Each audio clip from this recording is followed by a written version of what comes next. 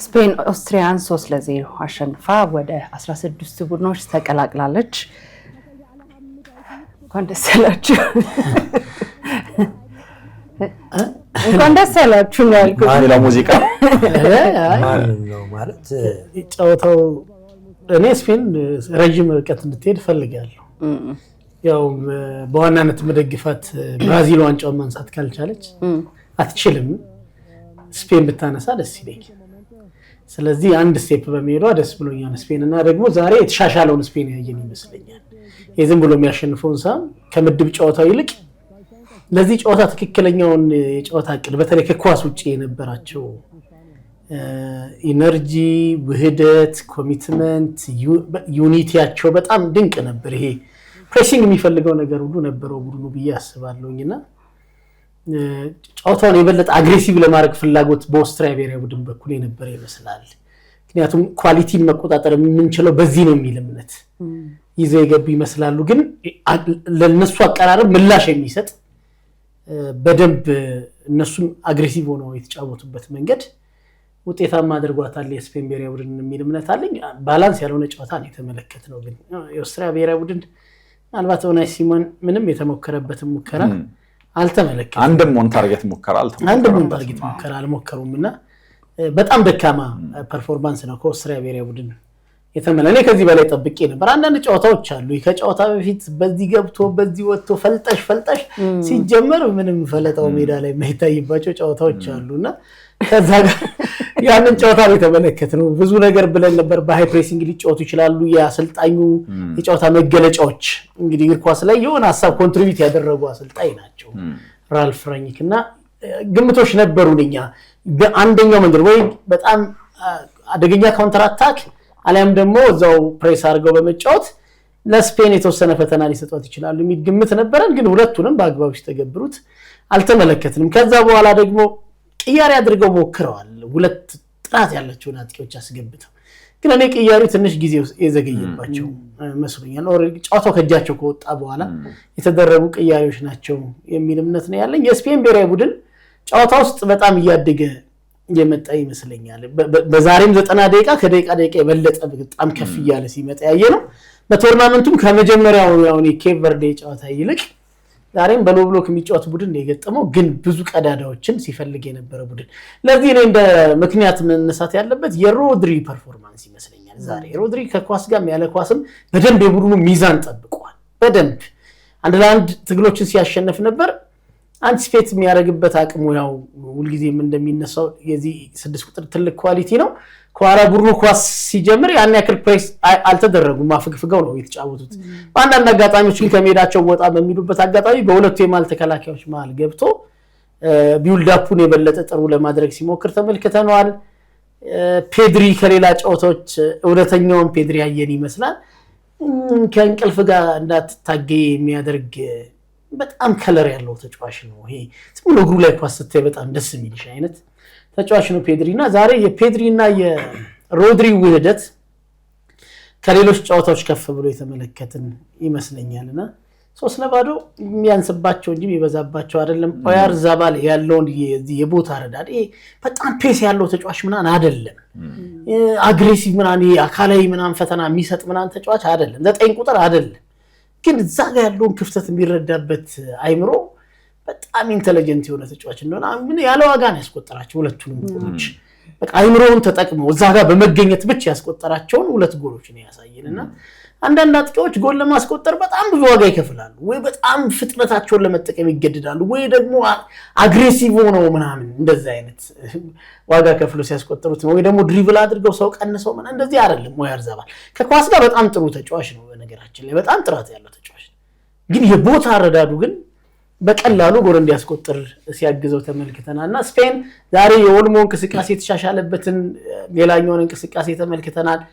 ብዙ ተጫዋቾች ባለፉት 3 ተከታታይ ጨዋታዎች ያልነበሩበትን ፐርፎርማንስ ነው ያሳዩንና የዛ ውህደት ነው አሸናፊ ያደረጋቸው የሚል እምነት አለኝ። በቀጣይ ጨዋታዎች ከዚህ በላይ አደገኛም ላሚን ያማል ዛሬ በጣም በሁለት በጣም ሰራተኞች ቁጥጥር ስር ነው የዋለው በሳቢት ዘርና በላይነር እዛም ውስጥ ሆኖ ግን አለው ተጽዕኖዎች አንድ ድሪብሎች ያሸንፋቸዋል አሲስት ለማድረግ ይሞክራል ጎል ለማስቆጠር የሚሞክራቸው አደገኛ ሙከራዎች አሉና የላሚን ያማል አይነት ተጫዋቾች ደግሞ ከትልልቅ ቲሞች ጋር የበለጠ የሚስማማቸው ሳይኮ ኦስትሪያ ይልቅ ፈረንሳይ መግጠም ለላሚን ያማል የሚስማማ ይመስለኛል ምክንያቱም ፈረንሳይ ላሚን ያማልን ለመጠበቅ በሁለት ተከላካይ ምና እንደዚህ ምክንያቱም የጥራት ያለው ብሔራዊ ቡድን ስለሆነ ማጥቃቱ ላይ ትኩረት አድርጎ ሊጫወት የሚችልበት አይነት የጫወታ ዕቅድ ይዞ መግባት ይገደዳልና ያኔ ላሚን ስፔስ ያገኛል ጎሎች ማስቆጠር እንደዚህ አይነት በሎው ብሎክ የሚጫወቱ ቡድኖችና ጥንቃቄ መሰረት ያደረገ ጌም ፕላን ይዘው የሚመጡ ቡድኖች ላይ ግን የተወሰነ መቸገሩ የሚገርም አይደለም ግን ያን ያክል ተቸግሯል የሚል እይታ የለኝም ከጀርባው ፔድሮ ፖሮ ሩጫዎቹ በሰከንድ አፍ ላይ ትንሽ ሞክረዋቸዋል ከሱ ጀርባ ትኩረት የሚሰርቅ ሩጫ ለማድረግ ሞክረዋል እንዲህ አይነት ሩጫዎች ካሉ ለላሚን የበለጠ ተስማሚ ይሆናል ግን የኮኮሬ አይነት ተጫዋች በሱ ሳይድ ያለው የበለጠ ላሚንን አደገኛ የሚያደርግ ይመስለኛል ኮኮሬ በደንብ ኦቨርላፕ ያደርጋል አንደርላፕ የሚያደርጋል ወደ ውስጥ በደንብ ይገባል ሁለት ኳሶችን አሲስት ማድረግ የቻለው ማጥቃት ላይ ባለው ተሳትፎ ከፍ ያለ ተሳትፎ ስለሚያደርግ ነውና ለስፔን ብሔራዊ ቡድን ያን ያክል ፈታኝ 90 ደቂቃ አልተመለከተ ለኦስትሪያ ካቅም በላይ ነው በጥራት በእጅጉ የተራራቁ ሁለት ቡድኖች መካከል የተደረገ ጨዋታ መሆኑን ጨዋታውን ካየን በኋላ በድፍረት መናገር እንችላለን ኦስትሪያዎች የሚችሉትን አድርገዋል በቃ የሚችሉት ከስፔን ጋር ሲጫወቱ እዚህ ድረስ ብቻ ነው የሳሳ ካላይጂችና የአርናቶቪች ቅያሬ ዘገየ ነው ምክንያቱም ግሪጎሪች ሳጥን ውስጥ የተገደበ አጥቂ ስለነበረ ካላይጂች በተቻለው መጠን ለመውጣት ይሞክር ነበር ከኳስ ጋር ባለው ምቾት የተሻለ ነው የአርናቶቪች ፍሊኮች በተወሰነ መልኩ ኦስትሪያን ጨዋታው ሊያስገቧት ሞክረዋል የተወሰኑ ሞመንቶች ለመፍጠር ሞክረዋል ግን ቀደም እንዳለው የመጨረሻ ፓሶቻቸው የተዋጣላቸው ስላልነበሩ ግብ ጠባቂው ላይ አንድም ኢላማውን የጠበቀ ሙከራ ሳያደርጉ ነው የቀሩትና መጨረሻ ላይ ግን ማለት የምችለው ሰፊ የክላስ ልዩነት በመሐከላቸው አለ ስፔን ወደዚህ ዓለም ዋንጫ መጥታለች እዚህ ጨዋታ ላይ ወይ ደግሞ እስካሁን ድረስ ያው የዓለም ዋንጫው ላይ አሳማኝ ስፔን አላየንም ነበር ግን በጣም ኢንቴንስ ሆነ እና ጨዋታው ከተጠናቀቀ በኋላ ሁለት ጎሎች ስላስቆጠረ የጨዋታው ኮከብ ብለን ያርዘባልን ሰየም ነው እንጂ ፔድሪ የጨዋታው ኮከብ የማይሆንበት ምን ምክንያት አለ ሮድሪ የጨዋታው ኮከብ የማይሆንበት ምን ምክንያት አለ ላሚን ያማል በእነዛ ሁለት ተጫዋቾች መካከል ታፍኖ እንኳን በፈጠረው ባደረገው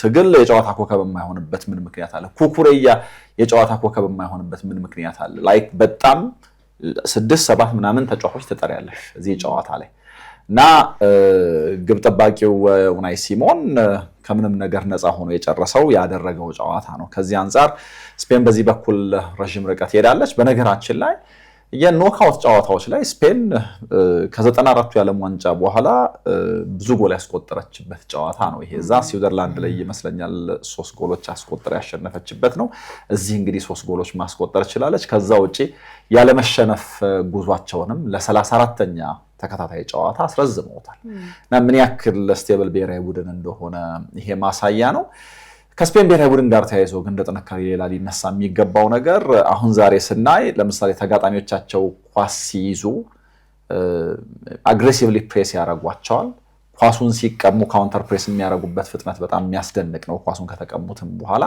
ኳሱን ሲይዙት ደግሞ በምክንያት መቀባበል ከዛ በተረፈ በሩጫዎቻቸውም ለቡድን አጋሮቻቸው ክፍተት መፍጠር ከዚህ አንፃር ሁለት ጎል ያስቆጠረው ነው ያርዛባል አለማንሳት አይቻልም ያርዛባል ምናልባት ጨዋታው ላይ በሆነ አጋጣሚ ሰልፊሽ መስሎ ታይቶ ሊሆን ይችላል ለላሚን ያማል መስጠት ያለበት ራሱ ሞክሩ ግን ደግሞ በሩጫዎቹ ሰልፍለስ ነው አብዛኞቹ ሩጫዎቹን ስታይ ለቡድኑ ሲባል የሚደረጉ ናቸው እና ይሄ ሩጫ ደግሞ ቡድኑ በደንብ እንዲዋል የማድረግ አቅም አለው በዚህ ስፔን ብሔራዊ ቡድን ተጠቅሟል ይሄንን ጥንካሬ ያሳደጉት መሄድ ይችላሉ ይሄንን ጥንካሬ ማስቀጠል ይችላሉ ስፔን እንደዚህ ባለ መንገድ ስትጫወት ለየትኛውም ቡድን ፈታኝ ትሆናለች ጎል ብታስቆጥሪባት መፍጠር ጎል ማስቆጠር ስለማታቆም ማለት ነውና ከዚህ በላይ ጎል ሊያስቆጥሩ ይችሉ ነበር የተመለሱባቸው ብሎክ የተደረጉባቸው ከጎል ላይን ክሊር የተደረጉባቸው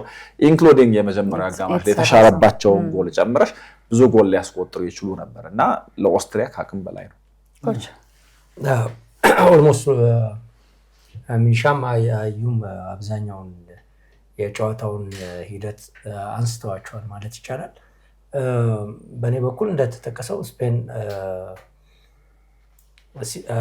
ኦስትሪያ ይዛ ትቀርበዋለች ብለን መጀመሪያ ኤክስፔክት አድርገን ከነበረው የሃይ ፕሬሲንግ ጨዋታ በተለየ መንገድ ነው የቀረበችው። እንዳሉት በጣም ወደ ሎ ብሎክ የቀረበ ጨዋታ ግን ደግሞ ፊዚካሊ በጣም ታይት የነበረው ጨዋታ፣ ትግል የነበረው ጨዋታ፣ በጣም አግሬሲቭ የሆነ አቀራረብ ነው የቀረቡት። ያን ቢሆን ግን በዛ ጫና ውስጥም ቢሆን ስፔን ከጨዋታ መንገዳቸው ሳይወጡ በተለይ ሶስቱ የመሃል ሜዳ ተጫዋቾች የነበሩት ፔድሪ፣ ኦልሞ እና ሮድሪ ጫናዎችን በቀላሉ በተለይ የፔድሪ የኳስ ንክኪ ብዙ ነገሮችን በአንድ ንክኪ ሶሉሽን መስጠት የሚችልበትን ሂደቶች ነበር ስናይ የነበረው። የአንድ ግለሰብ ቫሊዩ ቲም ላይ ተጽዕኖ እንደሚኖረው ቀደም ብለን ተናግረን ነበር። ያሚን ያማል ቦታው ላይ በሁለት ሰዎች በደብል እንትን እየተጠበቀ ቢሆን በዛ ቦታ ላይ ሲፈጥረው የነበረው ዶሚኔሽን ወይንም ደግሞ ተጋጣሚዎችን ወደሱ በመሳብ ሌሎች ጓደኞቹ ስፔስ የሚያገኙበትን ነፃ የሚሆኑበትን እድል በመፍጠር የግብ እድሎችን በመፍጠር ራሱ በመሞከር ተጽዕኖ ከፍ ያለ እንደነበር ለማየት ሞክረናል። ጎሎቹ የተቆጠሩባቸውም ሂደቶች መልሰን ብናይ ከኳስ ውጭ ያሉ እንቅስቃሴዎችን ብዙ ናቸው። ኳስ ከሚቀበለው ወይም ጎል ለሚያገባው ሰው የሌሎች ተጫዋቾች እንቅስቃሴ ከፍተኛ አስተዋጽኦ ነበረው ማለት ይቻላል። አስፈራርተውኝ ነው 1-0 ያልኩት እንጂ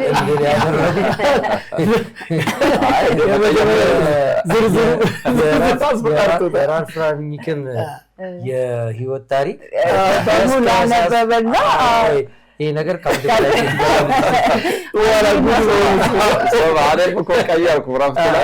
ቀየርኩና 2-3 ከዛ በላይ ይገባል አልኩኝ። ከዚህ በኋላ ለተመልካቾችም ለኔም ምልክት ስጣል ሲያስፈራሩ ድረሱልኝ የሆነ ምልክት ብቻ ስጣል። አመጣጣቸው አዩብ እኮ ግን ቀይሯል። የተቸገሩ ይመስል ነበር። በተለይ የመጀመሪያው የኬፕ ቨርዴ ጨዋታ ላይ ልክ ነው በጣም ተቸግረው ነበር። ኦፍ ኮርስ አንዳንድ ጊዜ ምንድነው ጥሩ ትሆኝና እንቅስቃሴውን ዶሚኔት አድርገዋል፣ በልተዋል። አሁን ኬፕ ቨርዴን ያደነቅናት ብዙ ኳሶች ሞክራ ምናምን አይደለም ተከላክለው ስለወጡ ነው። በዛ ጨዋታ ማን ኦፍ ዘ ማች ያልነው ማንን ነው? ግብ ጠባቂው ነው። ያ ማለት የኬፕ ቨርዴን መከላከል ወይም መጠቃት ነው የሚያሳየው እና ጎሎች ሊቆጠሩ የሚችሉባቸው ቀጫጭን ማርጂኖችን አለማግኘት፣ አለመሳካት ሪዛልቱን ይቀይረዋል። ዛሬ ላይ ከረፍት በፊት ብረት ገይቶባቸዋል። የተመለሰውን ኳስ ያማል እንደዚሁ በበረኛ ተመልሶበታል። ከዛ በኋላም ሌሎች አጋጣሚዎችን ማየት ይችላል እና ቀስ በቀስ ስፔን ራሷን እያገኘች የመጣች ይመስለኛል። ኦስትሪያ ግን እንደተባለው እንደተፈራው አይነት ቲም ሆኖ አላገኘሁትም። ኦፍኮርስ የፈርስት ሃፍ ሊያልቅ ሲል የተወሰኑ ጫናዎችን ለመፍጠር ሞክረው ነበር።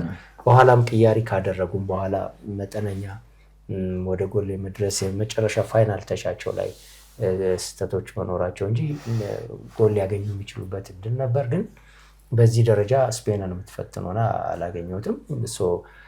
በትክክል ማሸነፍ የሚገባው ቡድን አሸንፏል ማለት ይቻላል። መልካም እንግዲህ ከፖርቹጋልና ክሮኤሺያ አሸናፊ ጋር ነው አይደል የሚገናኙት? ስለዚህ ወደፊት የምናየው ይሆናል። ከባድ ተጓዥ ይሄኛውም ከባድ ጨዋታ ነው። ከዛ በኋላም ስፔን የሚያገኘውም ቲም ቀላል የሚሆን አይደለም። የቀረ ሀሳብ አለ? እሱን ጨዋታ ለማየት ናፍቄያለሁ። መልካም ክቡራን ተመልካቾቻችን አብራችሁን ስላመሻችሁ በጣም አድርገን እናመሰግናለን። ይህንን ዝግጅት ወደ እናንተ እንድናደርስ የታይትል ስፖንሰራችን ኢትዮጵያ ንግድ ባንክ ከኛ ጋር ስለሰራ እጅግ አድርገን እናመሰግናለን። ሌሎች ዝግጅቶች ይቀጥላሉ።